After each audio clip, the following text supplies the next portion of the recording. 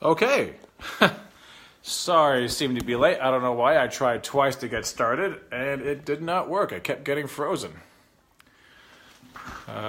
So, here we are.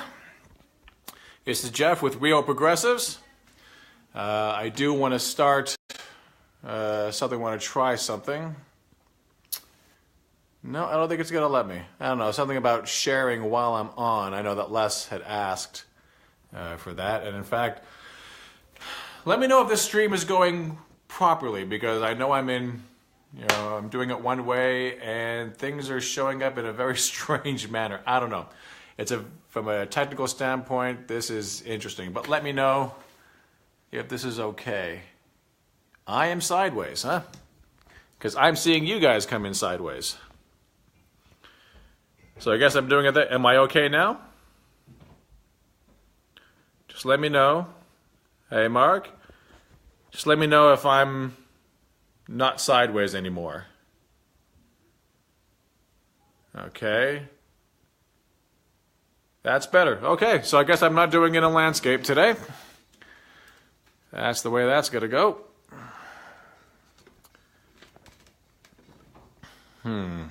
But now it's going to take a whole new finagling.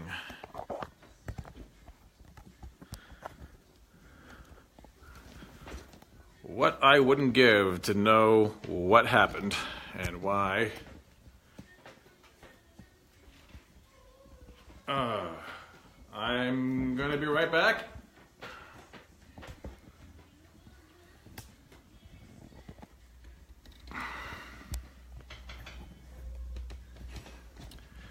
Working on it.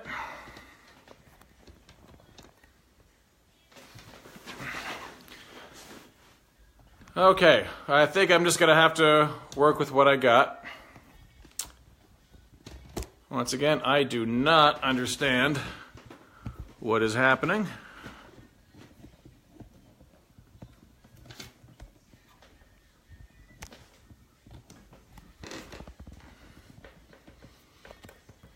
Okay, this might be a little better. Alright, well, if it's not, then it'll just be the way it is. Okay, good evening. It is Wednesday, February 7th. I'm Geoff with Real Progressives. I've been thinking a lot about what I was going to talk about today, and I've had a lot of people engage me in a bunch of different conversations over the last week. And the one thing that I have found is that whatever it is we're talking about, I don't care what your subject is, the way things have gone in this country for the last 40 years, we have let so many things lapse.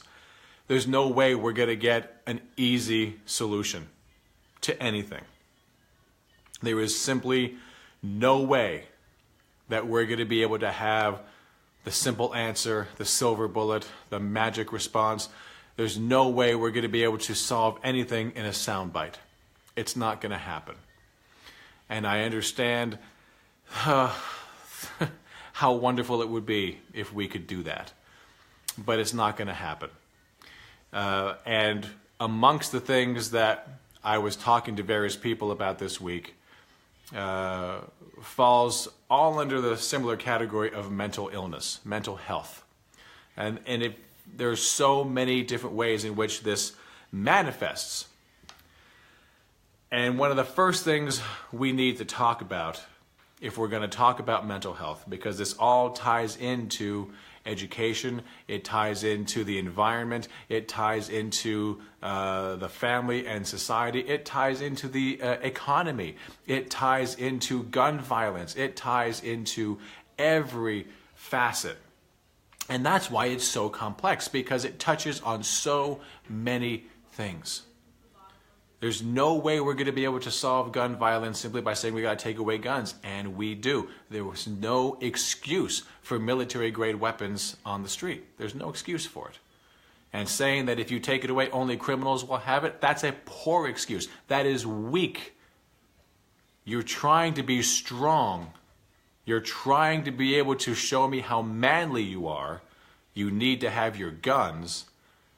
and you're pursuing a weak response to violence. You're producing weakness. The very thing you would want to overcome is what you are producing. We cannot solve education without talking about the economy, without talking about, breaking up families, especially families of color, with the school to prison pipeline. We cannot discuss healthcare without talking about nutrition, without talking about all the various ways in which the foods that we have are poison. So clearly, there's no way we're going to be able to solve anything if we're looking for an easy, one avenue, one size fits all solution.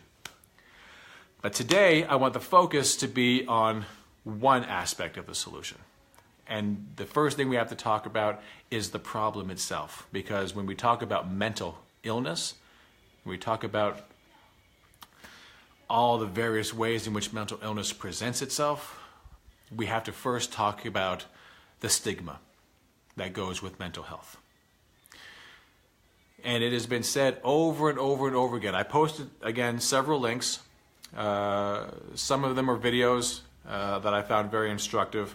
Some of them are just bare bones, basic reporting and statistics on mental health, all of which designed not to be comprehensive, but designed to allow you to dig deeper on your own. Because everyone needs to start reading up on these things, needs to start getting in there, having an understanding so that we can have these conversations. But what the numbers bear out is that more people in this country have either mental illness themselves or know someone who has it. Now, mental illness, just for the purposes of this conversation, we're talking about everything from depression all the way through to schizophrenia. It's a spectrum. It's a wide spectrum. And if you think that you understand mental illness because you were sad once in a while, you're really just hitting the tip of the iceberg. But with empathy, with a applied practice of getting in touch with your own emotions so that you can understand them, so that you can understand your emotions, and from there start to understand emotions in general so you can start to understand other people's emotions. Start putting yourself into other people's shoes. Start having an appreciation for what their situation is. It's not yours. You're never going to truly understand someone, but you're never going to even come close unless you at least imagine yourself in that situation. And that takes empathy. And that takes practice.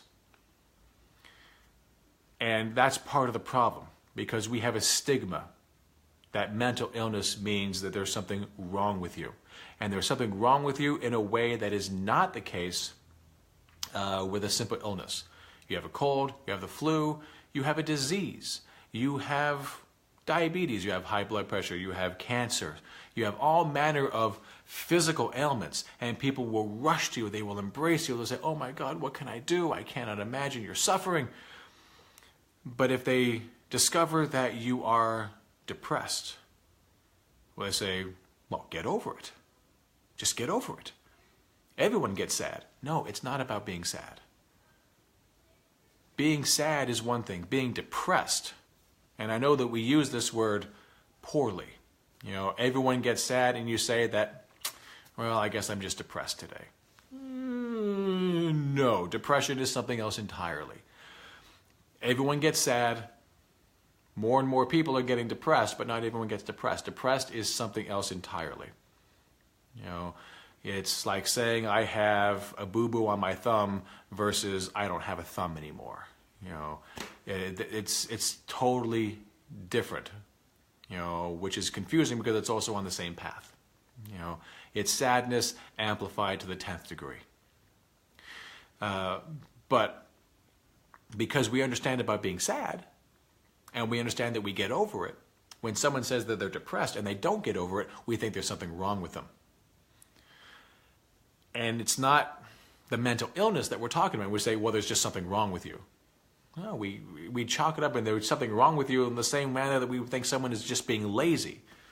You don't care enough to take care of yourself. You don't care enough to be able to just pull yourself up by your own bootstraps. It's ridiculous. It's silly. There's an illness at work here. You know, we have people out there who have children who have illnesses. We have people out there who have children who have ADHD and clinical depression, and it's for all manner of reasons, which we'll discuss in a second. But the first step in solving any problem is to recognize that you have one. And there are parents out there who don't want to admit that their child has problems. And you can't fix it if you don't even admit that it exists. You know, to say that, there's something wrong with my child, just slap him on the back of the head and say, get over it. Wonderful, wonderful parenting. How gratifying that must be to take a problem that is clearly a worse problem for you than it is to actually help your child. Now, I don't want to come down on parents. Parenting is a fucking hard job. I understand that wholeheartedly. But it comes with responsibilities, man. Your kid is sick. Your kid has the flu. Your kid broke a limb. Your kid has some kind of physical disease. You take him to the doctor. If you don't, child services will come and take your child away. If your child has a mental illness, individually, societally, we don't view it the same way. And that is the first thing that has to change. For God's sakes, we have people going off and committing mass murders. And we say, well, the man was mentally ill. But then we don't do anything about how we feel about mental illness in this country. There is a cognitive dissonance. There is a disconnect.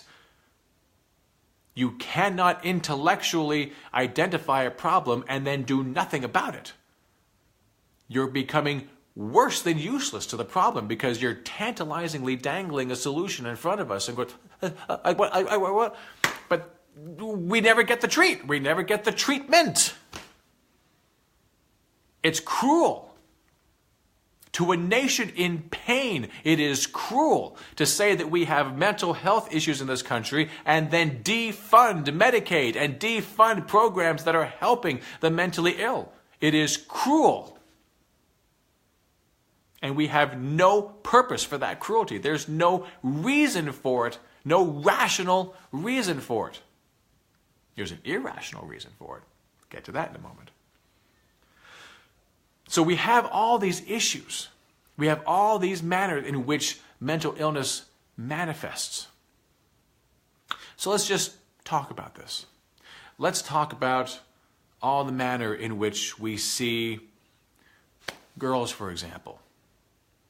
What does society tell girls? You have to be beautiful. If you're not beautiful, you're not worth it.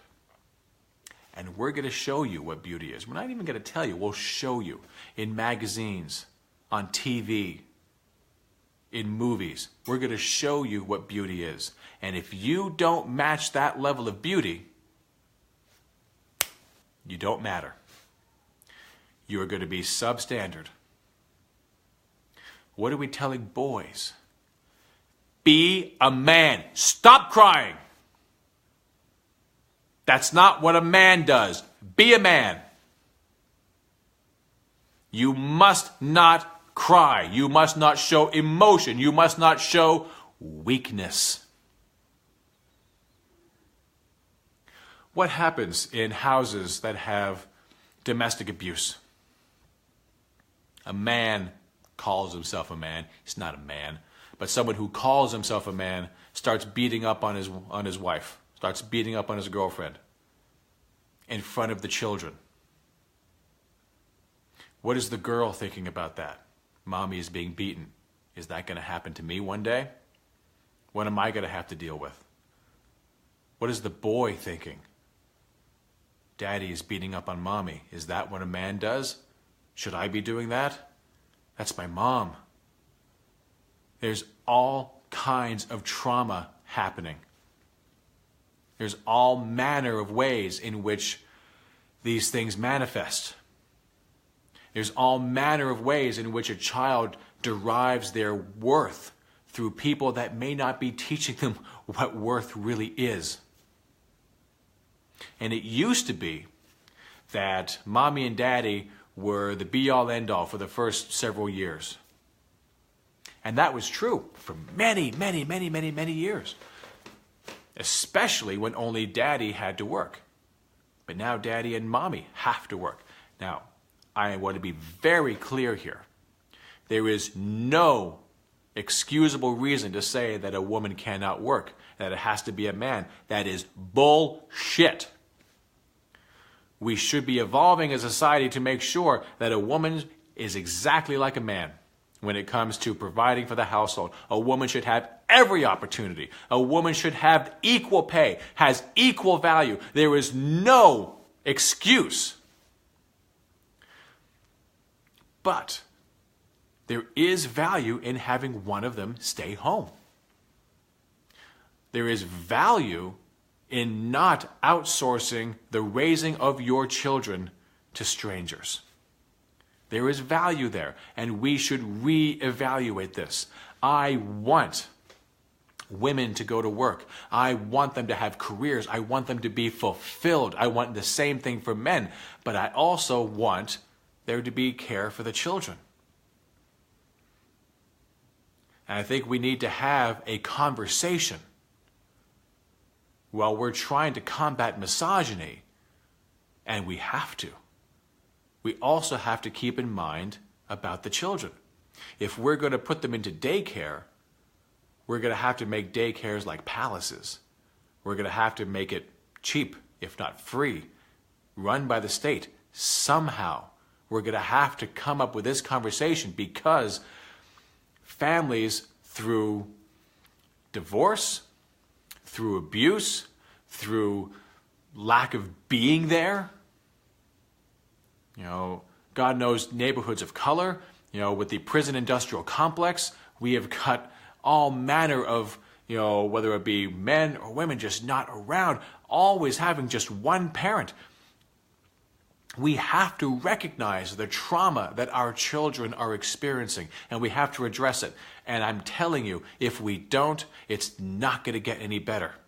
Because children who grow up with trauma and children who grow up with mental illness, especially if it doesn't get caught, if it doesn't get examined, if it doesn't get treated, will grow up to be adults with mental illness. So we have to come to terms with this. We have to start having conversations. What are the solutions? There's any number of things that we can do, but if nothing else, if we always say we are pro-family, then we need to be pro-family. We need to find ways to ease the burden of raising children. We have to find ways to support mommy and daddy. We have to find ways to support them economically. We have to have a federal job guarantee to make sure that mommy and daddy will always be able to have a job if they want one. And if one of them wants to stay home, then we need to have a mechanism with which that becomes a job, where you get paid to raise your children. And it's not about a handout. I'm talking about saving society. I am talking about creating a better, more caring, more loving, more inclusive society. There is no substitute for a loving parent at home, whether it be mommy or daddy. Doesn't matter. Either one will do. But we cannot any longer say that we love families. The GOP cannot be pro-life and pro-family and not give a shit about you after the kid is born. And then it's all on you. You got to do everything on your own. In a dog-eat-dog world, people get eaten. If it's pull yourself by your own bootstraps, people get left behind. That is not a civilized society. So step number one, support families. Find a way to support families. If both of them want to work, then we have to have world-class daycare centers. World-class. And we can do this because the federal government can afford it. Taxes don't pay for anything. They can just simply appropriate the funds. We can do that. Mommy and daddy, you both want to work? Great. Federal job guarantee. You can do it. You're going to have fulfilling work. It's going to be there. You'll be able to do it. Laura, I raised 3 girls as a single parent, and it was very hard. Damn right it is. It's hard with 2 parents. It's hard raising children. Need we make it harder than it already is? It's well understood, that babies are born as cute. They're wonderful and they're cute. You want them, oh, babies. If they were born as teenagers, you'd be wrapping the umbilical cord around them and throttling them before they're even fully out of the womb. That's already hard. You're talking about 2 adults who hopefully are thinking rationally, having to deal with the most irrational thing imaginable, a child and a teenager. That's hard. So let's make it easier. Because if we don't, those children are going to run the risk of developing mental illness, and they will become adults who won't be thinking rationally and having children. Irrational, leading irrational. We have to be able to find a way. And we can. We simply have to decide to do so. We simply have to say, as a nation, this is important. This is necessary. That we want to build a society. We want to build a nation. We want to build a civil society. And we have to agree on some basic principles of what a civilized society is. That a civilized society takes care of one another. And if we agree that we should be taking care of one another, then there's a place for charity, for those people that think that charity can take care of that. But charity is waiting for the kindness of strangers to come along. And when that stranger expires or changes their mind, you got to wait for the next one. We do not wait for benevolent dictators, for benevolent kings. We are a nation of one people, one country. We, the people of the United States, we decide as a nation what is important and what is not. And we codify that in law. So we don't have to wait for the kindness of strangers. We don't have to wait for benevolent dictators, if one ever existed. We decide we want to take care of one another. And if you have to, you can look at it as self-preservation. If you have to, you can see the importance of it for your own benefit. I want children taken care of so that I don't have to be burdened with having to deal with them once they start acting out. So I don't have to be burdened, so they don't grow up to be criminals. So I don't have to worry about my business being robbed. So I don't have to worry about myself being murdered. So I don't have to put myself into a gated community to keep these ruffians out. If you have to, you can think of it in those terms. You can think of it in terms of what's best for you is best for me. And since I only care about what's best for me, then we'll do it that way. If for no other reason, it's the easiest way to do it. And if we understand MMT, if we understand the economics, we're not taking money out of your pocket to do it. Your taxes do not fund federal spending. So if the federal government decides it wants to spend $1 billion helping families raise their children, not raising them for them, helping us raise them ourselves, then we can do that. And it's not going to cost us personally anything, but it will benefit us tremendously. You will have better lives, more fulfilled lives. And you will be raising a generation that will be ready to take on the challenges that we can't even dream of yet. A generation of strong, independent, diverse adults. That will make our country and our world stronger. And we can do that. by supporting families. Mommy wants to work? Fantastic. Daddy wants to work? Great. We got daycare. Only one of you wants to work, the other one stays home? Fantastic. We make that a paid job so that no one has to go without an income. It doesn't have to be incumbent upon one person to be able to provide for everyone. We can do this. And I'm telling you, it is a moral and financial necessity that we do. We have to understand the issues. We have to understand the various ways in which things break down. And it starts in childhood. But having a good childhood does not mean that we're going to have great outcomes all the time. So the next thing we have to do is make sure that we have mental health services available. One of the biggest issues with mental illness in this country is that we don't have enough resources to match the need. Now, currently,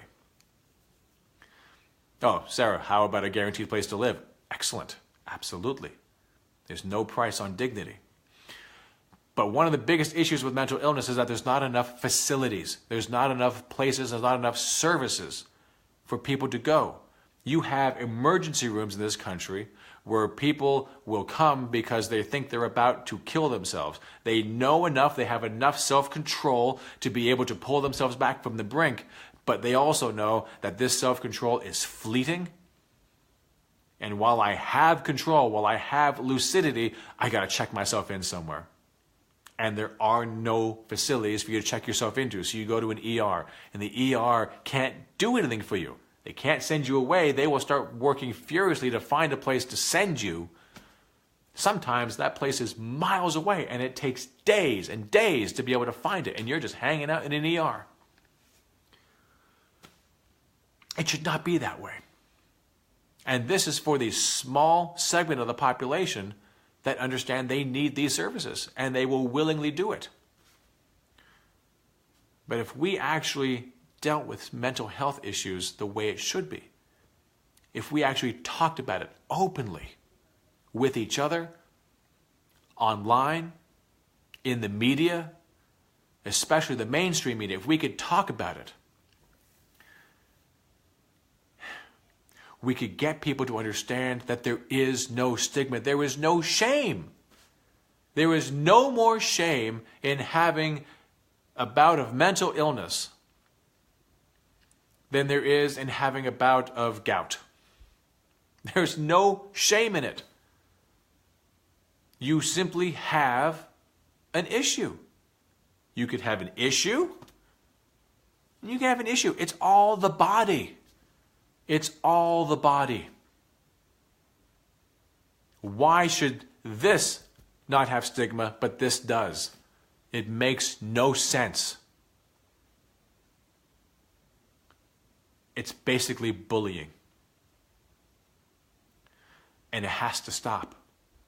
We already have conversations in this country against bullying. We already understand that bullying is wrong.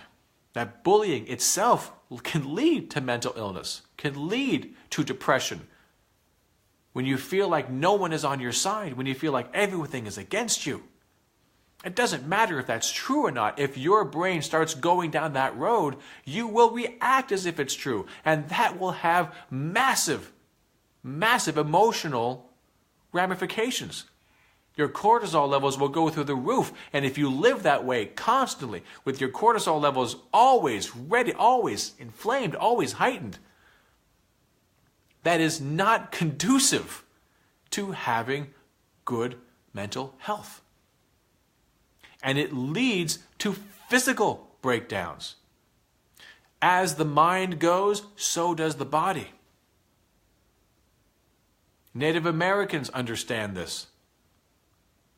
Pagans understand this. Many people who practice older forms of healing other than Western medicine understand the relationship between the mind, the soul, and the body. They understand that connection, that so many physical illnesses have their root in mental illnesses. And we can heal so much of the body if we can get in here and find out what's going on. We can stop a lot of disease before it happens if we can get in here. But we invite disease. We invite dis-ease within the body because we're too busy saying, nope, I got no problem here. What, do you think I'm crazy? I'm not crazy. No, you're not crazy. You simply have an issue. And it needs tending to.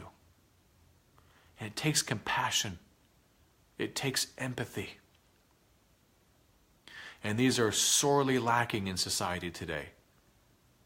And our online presence is not doing us any favors. We don't have a lot of time. But we can deal with this. We absolutely can. Everyone knows someone. More and more of us are that someone. We're all on a spectrum. If you can show compassion for yourself, can't you show compassion for someone else? Surely you would have compassion for your child, for your wife, for your husband. Not much of a stretch to extend that to someone you don't know. Everyone is worthy of compassion. Everyone is worthy of love and safety and healing. And one of the first things we can do is to realize that I need it for me. I need compassion. And if I need compassion, possibly other people do too. You have no idea what it can feel like to be that person for someone else. There is personal healing to be had in being that person for someone else, to be that ear that they can talk to be that person that they can come to. There is personal healing to be had. As you listen to their stories, we start to understand our own. We start to understand that we're not alone. That we are all in this together, that we have more in common than not. We can start realizing that the lessons of masculinity that we have been told for so many years are bullshit. Designed to separate us. Designed to make sure that you have to go it alone. That you are alone. And it's a lie.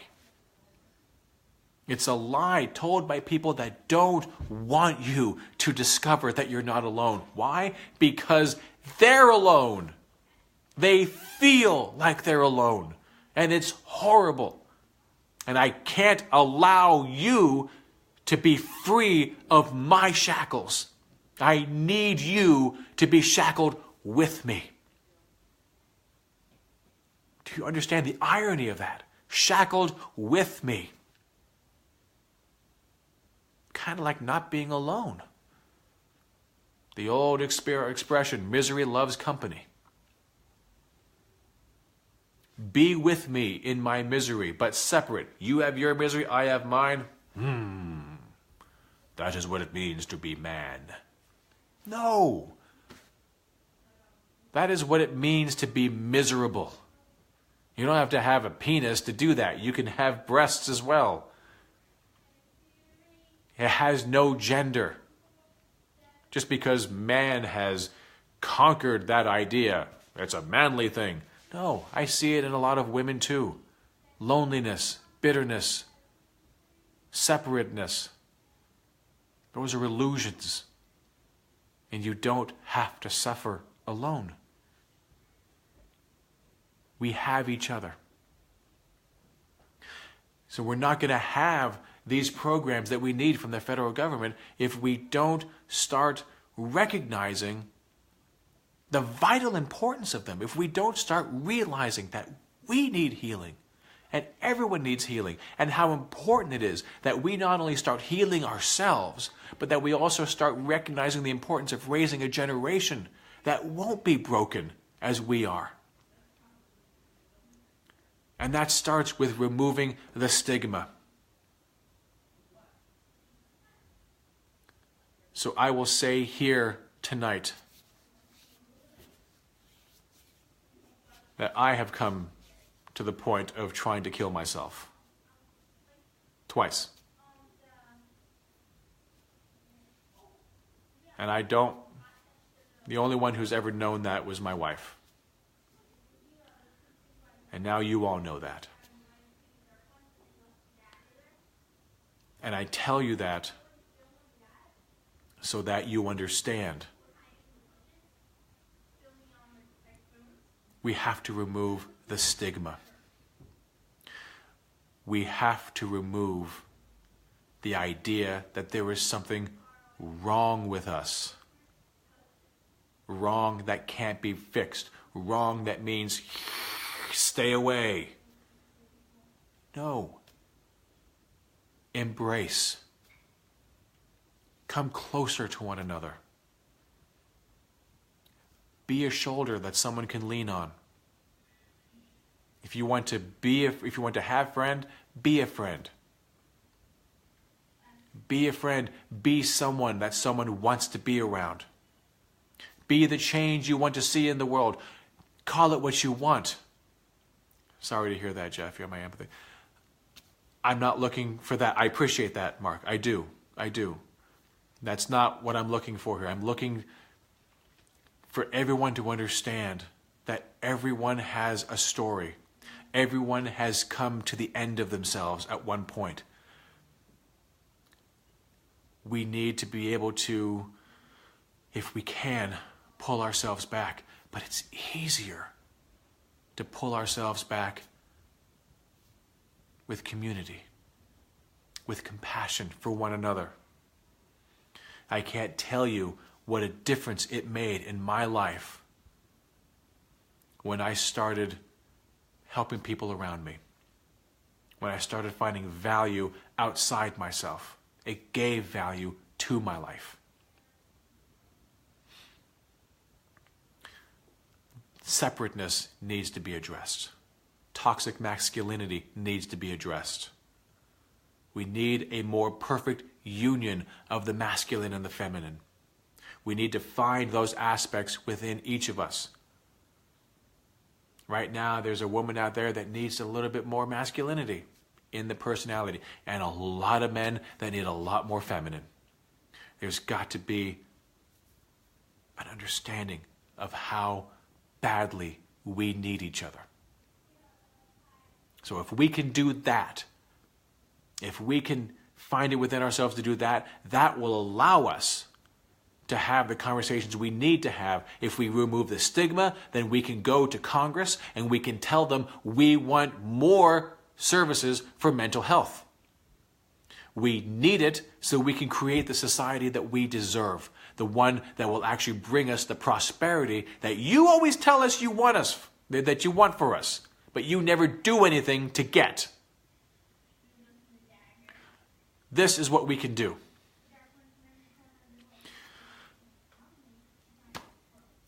Then we can deal with education.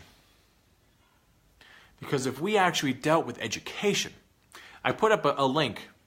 A gentleman's name is Sir Ken Robinson. He's done several TED Talks. You can look him up on YouTube. I put one there. You can find a whole bunch more things that he's done. He talks about education and creativity. And how modern education is the destruction of creativity. And it doesn't need to be that way. It shouldn't be that way. And it can no longer afford to stay that way. If we understand, as we have been saying in modern education for a long time now, that children learn differently, that we should be able to find more inclusiveness, we say all these things, but then we still, to greater or lesser degrees, expect everyone to still go down the same pipeline. We have to stop that. And for so long as education is funded by the states through property taxes, it's always going to be that way. Because as anyone who understands macroeconomic reality, as anyone who understands how things get funded on the federal level and where the dollar comes from, you understand that the federal government creates the dollar. It has no shortages of dollars. It can create as much money as it needs to. It's just money. It does have restrictions in terms of inflation. It can't overspend the nation's capacity to produce. But short of that, sky's the limit. It's about how we divvy up these resources. What are we going to prioritize? And we can do a lot of good with this. If you are a state, you are a currency user. You're not a currency issuer. Your tax dollars at the state level do actually go to pay for state programs. The state needs an income. It needs to be able to afford things. So if it wants to spend money on education, it has to be able to find the money. That means revenue, that means taxes, or that means borrowing, floating bonds, whatever. It has to be able to find the money somewhere. And that puts burdens on us because money to us, that's a scarcity. We are currency users as well. We need revenue. So in a system where the economy has been stagnant for us, our wages have stagnated for the last 40 years. GDP keeps going up. The rich keep getting richer. But our wages stay flat. We don't have the money. You can tax us into the Stone Age, but we're still not going to be able to provide enough money for the education that we should be giving our children. That means that they're going to have to find money with corporations and rich people, and they will put up a fight because they think taxes are theft. They don't want to pay for all of these things. Jeffrey, may I ask you how you learned about MMT? Not trying to change the subject, but when you have a moment, I'd really love to know. Thank you. Carmen. Okay. I'll just change the subject briefly. It's a quick story. Stephanie Kelton. That's it. When I did my thing at the town hall with Tom MacArthur and the whole world came crashing down on my head as a result of that, John Lancelot from Real Progressives contacted me and we did an interview in which he talked about, asked me about that experience. And during that interview, the words MMT kept, coming up the screen. And I didn't know what that was, and I was curious. I'm a curious guy. I've got a curious mind. And I investigated. And I found more about, I learned more about Real Progressives. Steve Grumbine, Ellis Winningham, and then Stephanie Kelton came across my view, and oh my God, totally woke me up. If you look up Stephanie Kelton on Real Progressives, Deficit Owls, or just on YouTube, just look up Stephanie Kelton. You'll find a number of videos. They will blow your mind. She really explains it well. So does Ellis. So does Steve. I actually got on the phone afterwards. I spoke with John Lancelot a lot. John Lancelot a lot. I try to say that 10 times fast. But that was how I came to it. It was a term that came across my screen. It did not have any bearing on what I was talking about. At least I didn't realize that it did. But like I said, I'm a curious guy. I like learning. I like knowing things. I don't like not knowing something. So I did reading. I did a lot of reading, did a lot of research, watched a lot of videos, and the back of my head blew off. And I am a fierce advocate for it now, ever since. But that's that.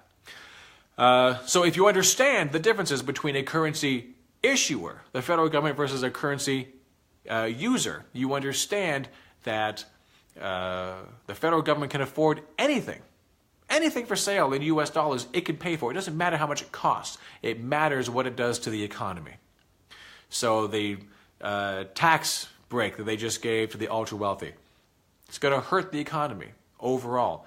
You get crumbs. You get a few things right now. It all goes away in 6 years for you.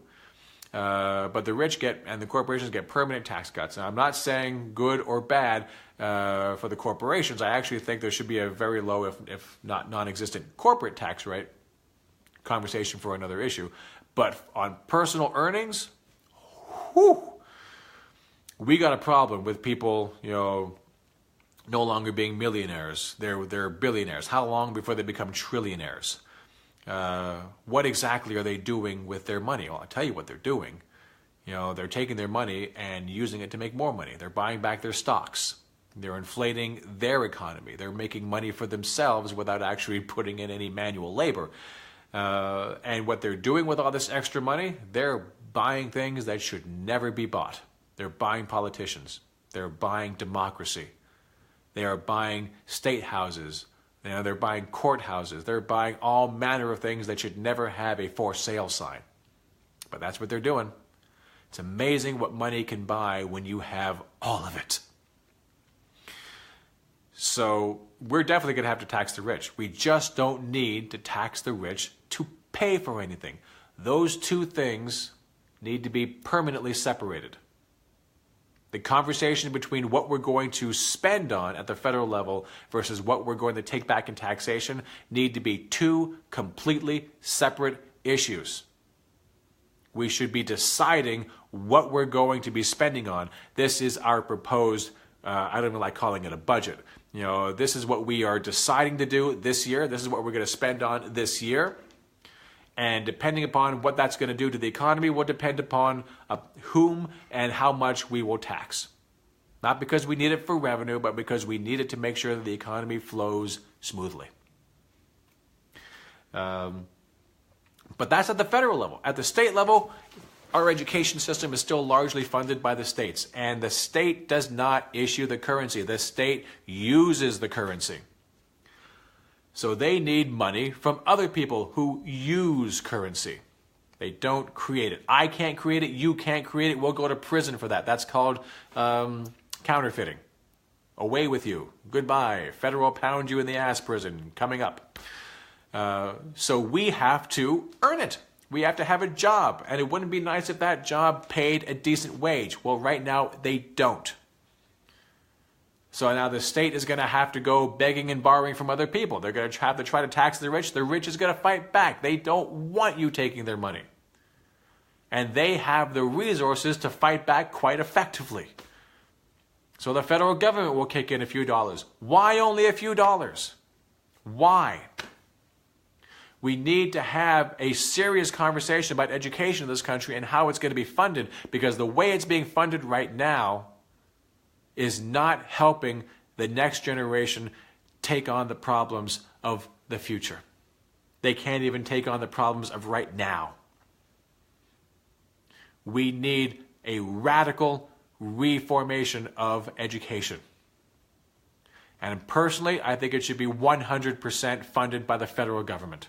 Let the state's budget go. It doesn't have to be funded by property taxes. It doesn't have to be funded by the states at all. The federal government can decide, we're going to take care of it for you. Because education is a matter of national security, if you want to look at it that way.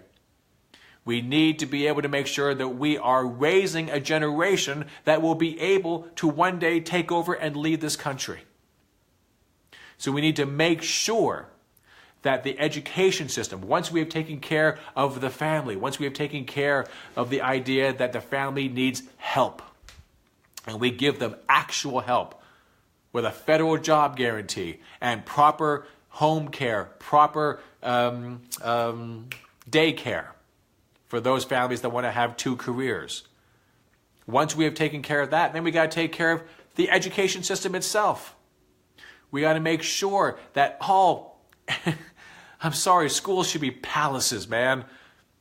What could be more important than educating the next generation? What could be more important than making sure we turn out people of character, people of intelligence? And intelligence comes in all shapes and sizes. Part of mental illness, which is the purpose of this particular live stream, is trying to put all these kids in one lens, to be able to put that square peg in a round hole.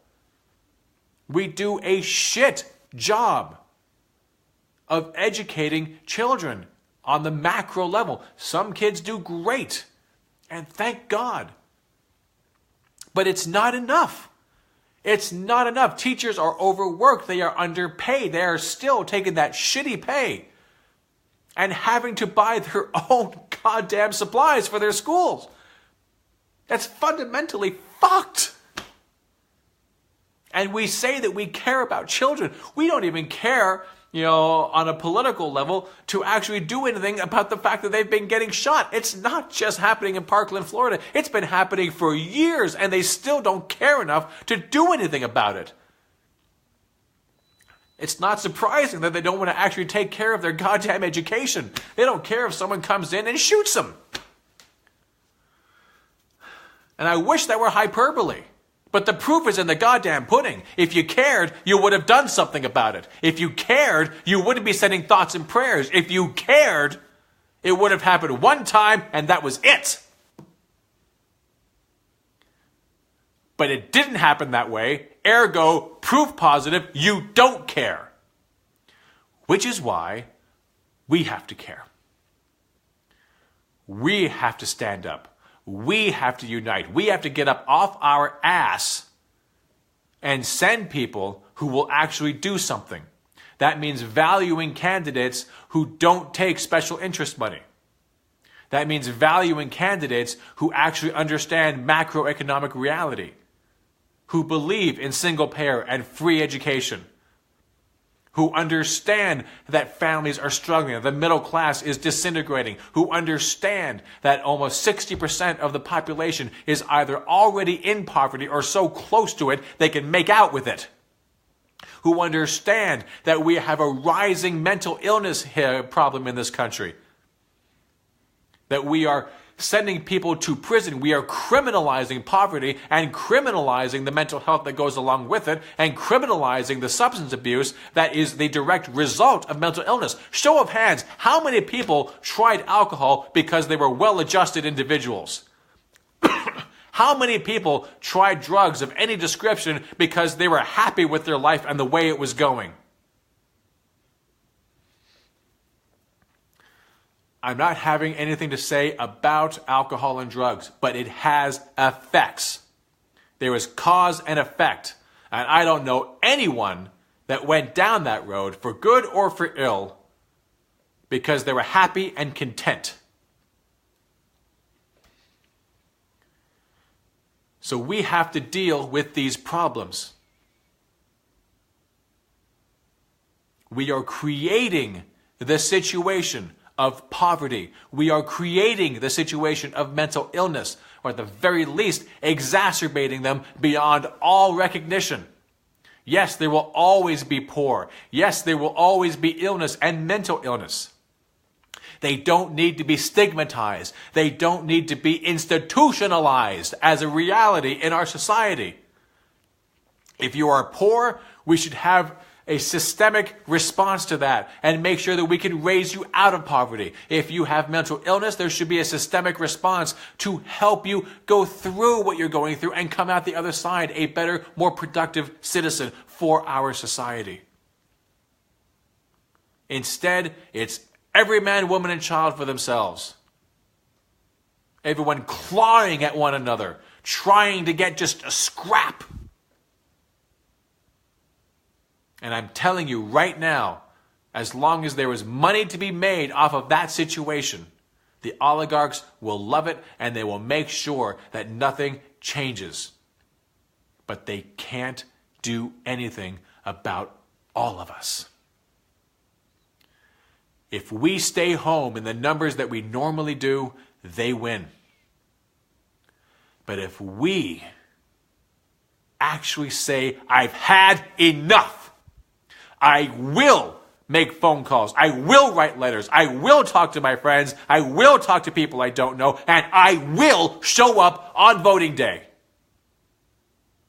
If we do that, if we overwhelm the voter suppression and the gerrymandering, if we overwhelm the misinformation that goes over on the mainstream media, we can beat them. But I can't think of any other way to do it other than overwhelming force. Not violent force, but presence. We need to be a permanent presence. We need to be the immovable force. You cannot stop the immovable force. We are coming. We don't need to come for your money, but we sure as fuck are coming for your power. Because people are dying. Mental illness is a problem in this country. It leads to homelessness. It leads to death. It leads to substance abuse. We need to decide, do we care about these things or do we not? If we don't, mazel tov. We have already solved that problem then. It's not a problem. But if we decide that it is a problem, and it is, then we have to do something. And it can't be, unfortunately, like I said in the beginning, just one thing. You can't just do one thing and say, solved it yet? No. We have to be able to solve the problem, and that is a multi-front battle. Help families.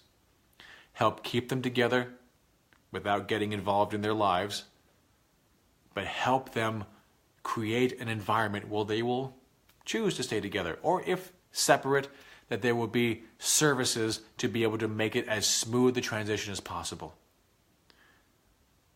What are some of the worst reasons why people get divorced? Money issues. What causes a money issue? 9 times out of 10, it's just not having enough of it. Having a job that will actually provide you a living wage. Federal job guarantee. One of the biggest problems in marriages today will be removed off the table. There will be enough. In those instances where you have other issues going on and divorce is inevitable, fair enough. But then we also must have mental health issues, which includes social services, which includes the ability to have family counseling, which would be the ability to be able to have counseling for the children so they can be able to talk about it. Children should be taught at an early age to talk about their feelings. Boys, tell me how you feel. You want to cry? Great. That's very cathartic. It's wonderful. Get it out of your system. Once you're done, we'll talk. Help families. Single-payer health care for everyone, including all the mental health services you could possibly need. Federal job guarantee. Free education paid for by the government so that we can take off the burden from the states and they can put, the money into other areas. We can have real tax relief on the local level, on your property taxes. And for the love of God, understand just how broken the system is and the tax that puts upon us as a nation. There was a study out there that showed how many billions of dollars were lost in the economy as a result of mental health. I hate that statistic. I hate it. It sounds selfish to say that the only reason we should solve this is because we're losing money. But it is a reality. It is a reality. There is actual cost to healthcare, to lack of healthcare and lack of access to mental health care. Lost productivity on the individual. Lost output of the corporation because people just don't have, not have the umph. They're missing a lot of work. They're spending a lot of time out. They're killing themselves. Literally and figuratively. There is a cost. The privatization of prisons, it's an abomination. Of all the things one should not make money off of, healthcare and incarceration. We should be doing everything as a society to diminish the need for criminality. There will be people out there with mental illness who will commit crimes just because. But we should not create forced austerity on top of that will lead to poverty. That is one of the main roots of a lot of criminality. They're not bad people. They just are being dealt a shit hand and are dealing with it the best way and the only way they know how. So let's teach them something else. Let's reduce the need for such criminality by increasing the opportunity across the board for employment, with good benefits, with good pay. Let's put in housing. Let's make sure that everyone has affordable housing. I can't believe I have to say this. I can't believe that in this day and age, anyone has to say exactly what we need to do. And it's so easy. We've been talking about it for 40 years. We say we love families, but we do nothing to help families. We say that everyone needs a job, but we do everything imaginable to make sure that jobs are hard to find. We say that everyone needs a good paying job, but we do everything to make sure that wages are suppressed while the 1% keep getting more. We know what the answers are. We're just not putting two and two together. We need to actually start doing the things we have been talking about for 40 years. If we do that, no more opiate crisis. If we do that, no more mass shootings. We will still need to take all weapons of war out of the hands of citizens. I'm sorry. It's just wrong to have military-grade weapons in the hands of citizens. There's just no two ways about it. Because no matter how we deal with mental illness, there will still be bad people, and they will still be able to get their hands on weapons of war. So we have to take those away. We have to make it hard for people to be able to acquire weapons of war. Weapons that have but one use. Don't come at me saying he can do it with a knife. Don't tell me say he can do it with a bomb that he made at home. All those materials they made the bomb from for have alternate uses. Proper uses. Good uses. You cannot conflate a gun that has but one use, to take life. That is it. It exists for no other purpose. And then say, well, if they take all that away, they'll just use a knife. They'll just use something else. Fine. Then they'll use something else. And we won't be losing 50 people at once at a concert. We won't be losing 17 people at once. Yes, bad things will happen. Can't stop everything. But that is a shit excuse to take that and say, well, then we shouldn't do anything. I'm the first one to say that, yeah, the gun is not the problem in terms of why someone wanted to kill. Absolutely correct. But the gun makes it easy to cause as much death as possible in the shortest amount of time possible. While we deal with the mental illness question, we also must make it excruciatingly difficult to be able to get a weapon of mass destruction. There's just no purpose for one in a civilized society. And we either are trying to go in that direction or we're trying to go backward. So everyone that says we need to arm everyone, arm teachers and arm all these things, you're going the wrong way. You're going the wrong way. You're going to make the situation worse. More guns does not make us safer. We need to create a better society. We need to create a more peaceful, more harmonious society. And yet, we're not going to stop all bad people doing all manner of bad things. But we must do everything that we can, everything, to at least minimize it. And if you're not working towards that, you're not working for the people.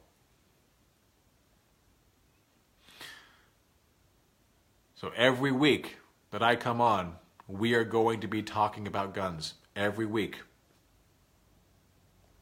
Until either someone shoots me or the problem is solved.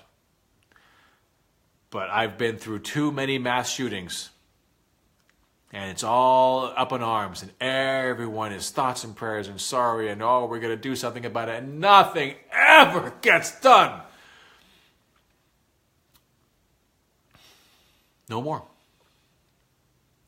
I'm not going to tolerate not talking about it. I'm not going to tolerate the topic going away. It will never go away. I will never allow it to go away. To whatever degree I can shed a light on it, to whatever degree I can keep the conversation going, and I don't have an overinflated sense of my power, I could be the only one doing the talking. But I will absolutely not allow the situation to die. Like those kids.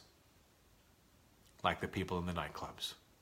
Like the people that go to concerts. And quite honestly, like everyone that dies at the hands of a handgun all over this country.